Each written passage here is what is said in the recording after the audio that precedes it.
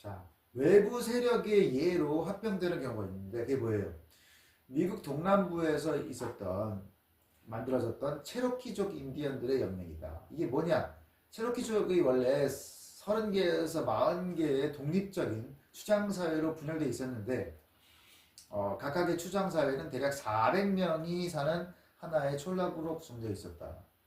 근데 백인들 사이의 갈등을 해결하기 위해서 서로 뭉쳤다라는 거죠. 1730년에 대규모 추장사회들이 모여서 모이토이라는 추장을 전체 지도자로 뽑았다. 1758년을 전후해서 체로키족은 의사결정 과정을 조직화하기 위해서 예전의 촌락회의를 본보기로 삼은 연례회의를 개최해서 에코타라는 한 촌락에 모이기 시작했다. 그러니까 이제 연합을 만든 거죠. 백인들한테 대항하려고. 그 다음에 정복에 의한 합병 그런 게 있는데 어떻게 되는 거냐. 아프리카 동남부에 세워진 줄루 국가가 있어요. 이 국가는 19세기 말 남아프리카 공화국에 합병된다. 그래서 줄루족은 수십 개의 작은 추장사회로 분열되어 있었는데 1700년대 말에 인구가 점점 늘어나니까 각 추장사회 사이에 싸움이 심해졌다. 그래서 딩기스와요가 1807년에 경쟁자를 제거하고 음테투아 추장사회의 지배권을 장악했다. 그래서 딩기스와요라는 추장이 다른 추장들을 다 제압을 했다라는 거죠.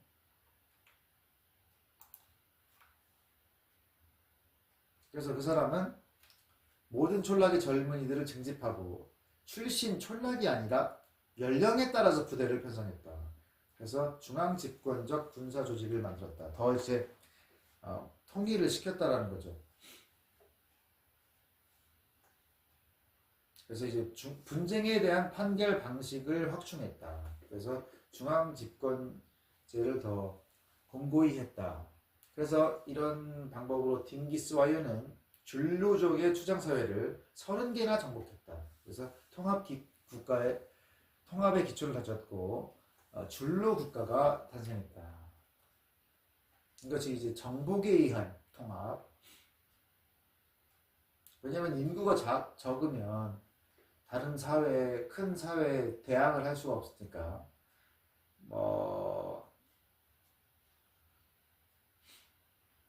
정복에 의한 통합이라든지 아니면 외부 세력의 위협 때문에 합병이 되는 그런 경우들을 한번 본 거예요.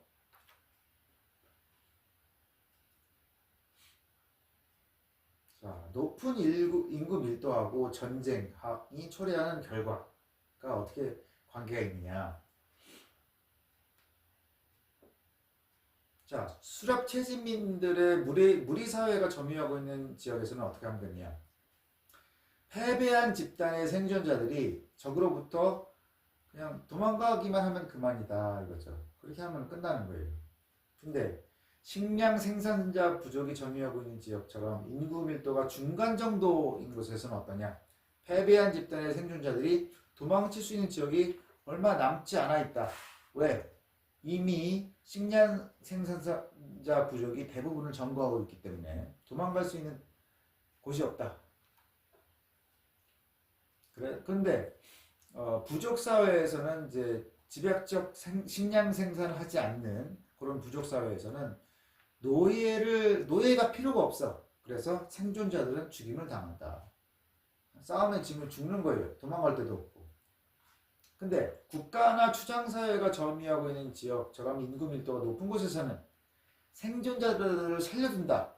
그러면서 노예로 쓰거나 정치적 자율성을 빼앗고 정기적으로 식량이나 물품을 곡물로 바치게 하면서 그들 사회를 자기들의 국가나 추장사회에 융합시킨다. 그러니까 이제 생존자를 죽이지 않고 써먹는 거죠. 노예로 써먹거나 아니면 곡물을 뺏어오거나. 그래서 정복의 궁극적인 원인은 뭐냐? 식량 생산과 각 사회 사이의 경쟁 및 확산이었다. 인구가 많아지니까 그랬다는 거예요. 그래서 구체적인 인과관계는 경우에 따라 달랐는데 공통적인 요소는 조밀한 대규모 인구와 정주영 생활이었다. 정주영 생활을 하면서 인구가 많아지니까 정복을 했어야 됐어요. 그 자원을 그만한 인구를 부양할 수 있는 자원을 획득하기 위해서 그죠? 그리고 이제 인류사의 발전적 연구 과제와 방향.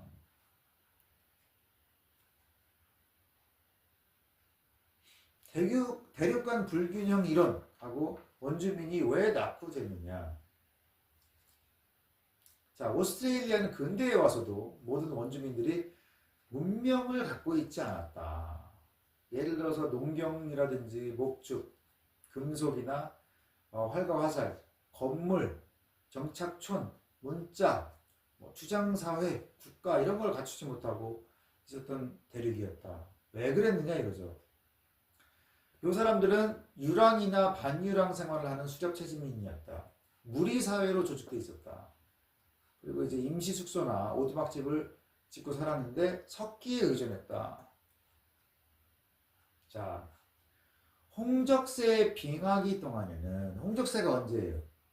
4기, 우리가 지금 신생대 4기에 살고 있는데 3기를 말하는 거예요. 3기.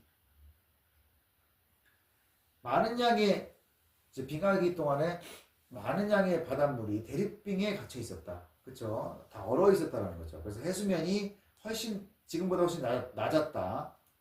그래서 오늘날 오스트레일리아와 뉴기니를 떼어놓고 있는 아라쿠라 해가 당시에는 마른 땅이었다. 건너갈 수가 있었다라는 거죠. 그러니까 그때 건너갔다는 얘기예요.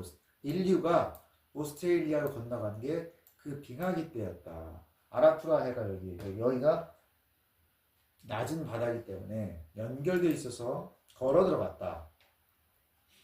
그러다가 약 8,000년에서 12,000년 전에 해수면이 높아지면서 이제 빙하가 녹으니까 그 얼음이 녹으니까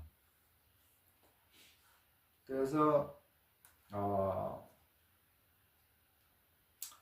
낮은 땅이 물에 잠겨서 전에 그레이터 오스트레일리아 대륙이었던 부분이 오스트레일리아와 뉴기니로 갈라지게 되었다. 그래서 대부분의 뉴기니인들은 근대 농경민이나 양돈가들이었다. 정치학촌에 살았고 정치 조직이 부족 사회였다라는 거죠. 그러니까 오스트레일리아보다는 더 발전된 사회였다는 거예요. 뉴기니가. 자, 뉴기니인들은 활과 화살을 갖고 있고 토기를 사용하는 사람도 많았다. 그리고 오스트레일리아인들보다 튼튼한 집도 많이 지었고 바다를 건널 수 있는 배도 더 많이 만들었고 사용 도구도 더 많고 다양했다. 그리고 수렵 채집민이 아니라 식량 생산자였다. 그래서 오스트레일리아인들보다 평균 인구 밀도가 훨씬 높았다. 그 뉴기니와 오스트레일리아는 매우 가까웠다. 토러스 해협에서 145km 정도 거리밖에 안 됐다는 거죠. 그래서 그 해협에는 활과 화살을 사용하고 문화적으로 뉴기니인들과 유사한 농경민들이 사는 섬들이 흩어져 있었다. 그래서 섬 사람들은 오스트레일리아 원주민뿐만 아니라 뉴기니인들과도 활발한 교육을 하고 있었다. 자, 오스트레일리아와 뉴기니는 적어도 4만 년 전부터 사람이 살고 있었다. 이건 우리가 저번에 얘기했던 거죠. 그때 사람이 들어왔다는 거예요. 그 당시 두 지역은 그레이터 오스트레일리아로 합쳐져 있었다. 그러니까 지금은 오스트레일리아, 뉴기니 이렇게 떨어져 있는데 예전에는 그 붙어 있어가지고 그레이터 오스트레일리아라고 이제 우리가 부르는 거죠. 그거를. 그 사람들이 동남아시아에서 출발해서 인도네시아 열도의 섬들을 차례차례 건너면서 이주해 왔으리라는 것을 짐작할 수 있다. 그랬겠죠. 이제 요 동남아에서 인도네시아를 거쳐가지고 이렇게 들어왔을 것이다. 짐작할 수가 있다. 이주민들은 그레이터 오스트레일리아의 해변에 닿은 후에 신속히 대륙 전체로 퍼졌다. 그래서 가장 외진 곳까지 샅샅이 파고들었다. 근데 이제 홍적세 때에도 보르네오나 발리에서 그레이터 오스트레일리아로 넘어가려면 최소한 8개 해협을 건너야 했다. 그러니까 그 빙하기 때라도 그쪽 그 부분은 이제 바다여서 배로 건널 수밖에 없었다는 거죠. 자, 4만 년 전에는 바다를 건널 때 대나무 뗏목을 사용했다. 그래서 기술 수준은 낮은데 충분히 바다를 건널 만했다. 남중국 해안 일대에서는 지금도 뗏목으로 바다를 건넌다. 그러니까 우리가 4만 년 전에 그 바다를 건널 때 뗏목을 이용했으리라고 추측을 해본다는 거예요. 4만 년 전에는 인류가 처음으로 그 그레이터 오스트레일리아에 상륙했는데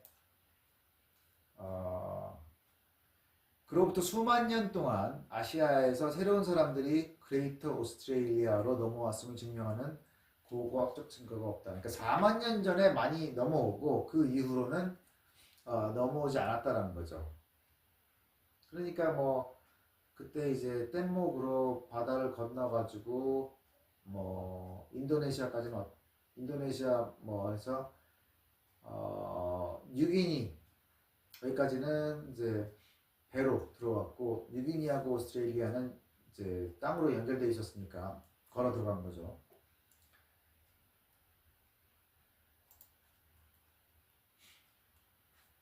그러다가 다시 이주한 증거는 언제 나타나느냐? 지난 몇천 년 사이다. 그럼 그 증거는 뭐냐? 원산지가 아시아인 돼지가 뉴기니에 처음으로 나타난다. 그리고 아시아 원산의 개가 오스트레일리아에 처음 나타난다.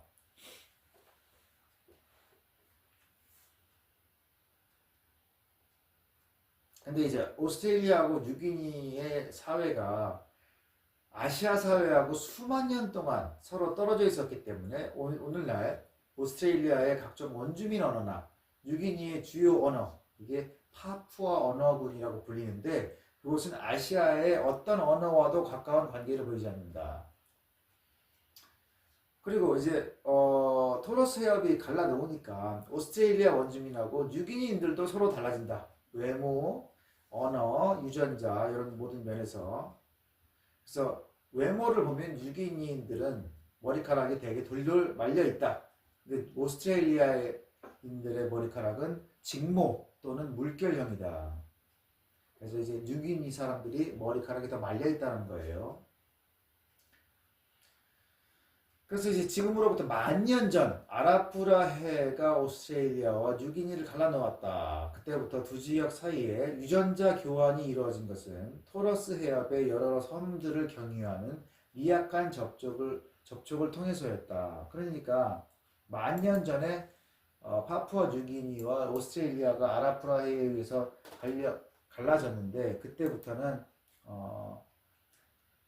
요 좁은 토러스 해협을 통한 요 교류 말고는 서로 왕래가 별로 없었다라는 거죠. 뉴기니는 거의 적도선에 위치하고 있다. 근데 오스트레일리아는 그 남단이 남위 40도까지 가니까 온대까지 그 기후가 있다라는 거예요. 뉴기니는 산이 많고 지형이 험하다. 그래서 해발 5,000m 지역도 있다.